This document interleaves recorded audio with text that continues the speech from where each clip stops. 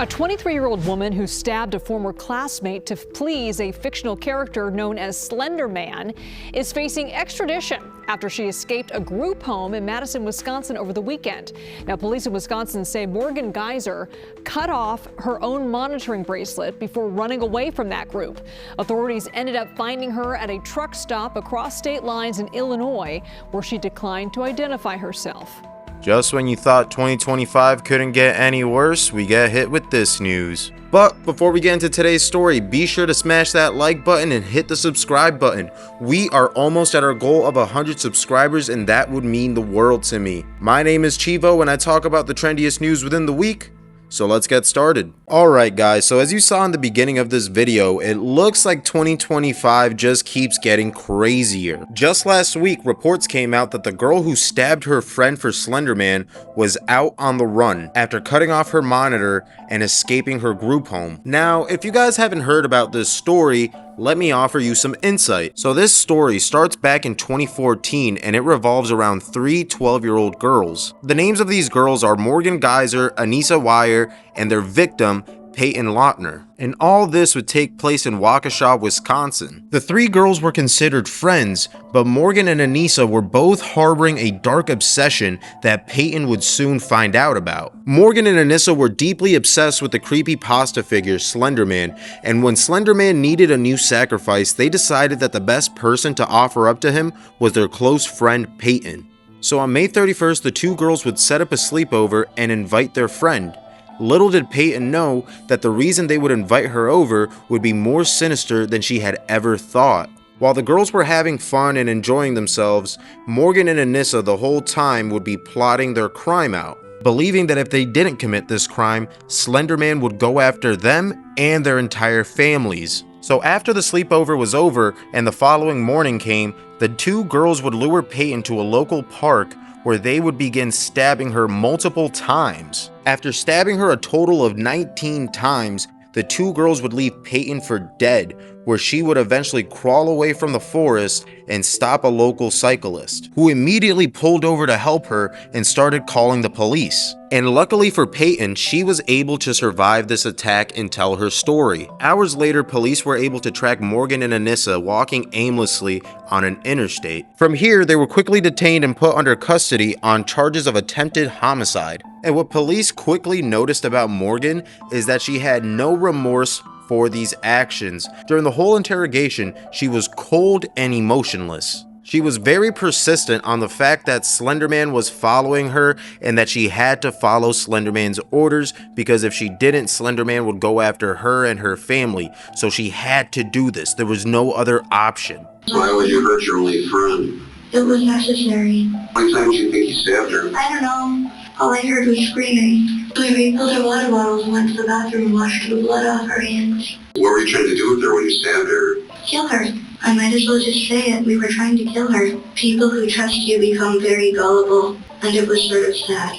Sort of confusing because I've been trying to block out the screams all day. It was weird. I felt no remorse. I thought I would. I actually felt nothing. What did you do next? I already told you. Stab, stab, stab, stab, stab. On the other hand though, Anissa would be very remorseful, even going as far as asking if Peyton was okay and if she survived, showing that she was very emotional and very disturbed by these events. It would be very clear from these two separate interrogations that Morgan was the leader in all of this, and that Anissa was just a gullible accomplice. Now fast forward to the trial, and this is where things get a little controversial. So because these girls were minors, being only 12 years old when this incident occurred, and because they were deeply obsessed with Slender Man, it might not surprise you when I tell you that both of them were found not guilty on reasons of insanity. Now, don't think that because they were found not guilty, they were cut loose. Because this happened in Wisconsin, the law states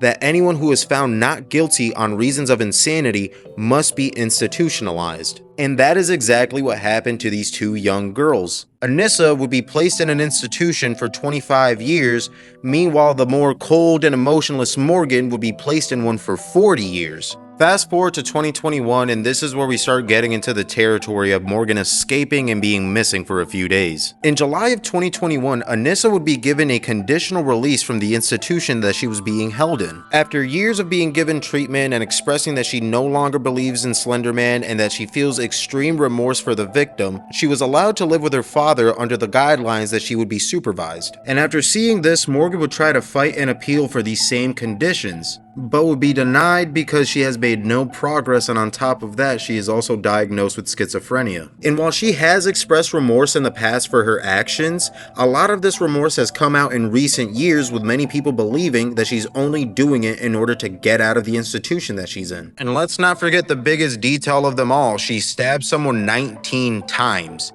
19 repeated stabbings. That clearly shows that someone isn't mentally all there. And reports would even come out that while she's been institutionalized, she's been able to get on the internet somehow and send threats to random people on the internet. And with all of these details known, these incidents would play a major factor during her hearing. And as of recently, Morgan would be cut from the institution, though she wouldn't be given the same freedom as Anissa. Morgan would be placed in a group home under GPS surveillance, with some reports saying that she entered the group home sometime around October. Fast forward to the morning of November 22nd, where reports started coming out that Morgan had escaped her group home and even cut off her GPS ankle monitor. The police were quickly notified about this and dispatched, and moments later they would post this security camera footage where we can see Morgan hanging out with another individual. And after hearing this news, my first thought was poor Peyton. I can only imagine the fear that this poor girl had when she heard the news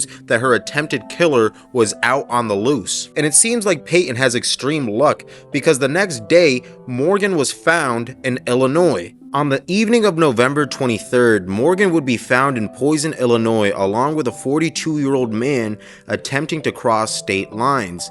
It appears that the two were traveling together, and after complaints started coming in to the police of two individuals loitering, cops would find Morgan as well as the 42-year-old man sleeping behind a building. After giving the police a fake name, Morgan would continue to be pressed by them and eventually tell the officers that she did something bad and to just Google her name. The police would eventually detain both individuals, with the 42-year-old being charged with trespassing and obstructing identification. The two would also claim to be friends, but I can't confirm or deny that information. And we still don't know why she did this or what her plans were once she escaped, but to be honest, I'd rather not know. I'm just glad that they were able to find her quickly, because one thing I do know is that clearly this girl is not reformed and she needs to be under heavy surveillance, because who's to say this won't happen again and that there won't be a second victim. But let me know what you guys think down in the comments section below, and be sure to smash that like button and subscribe to the channel. My name is Chivo and I talk about the trendiest news within the week, and I hope to see you in the next video.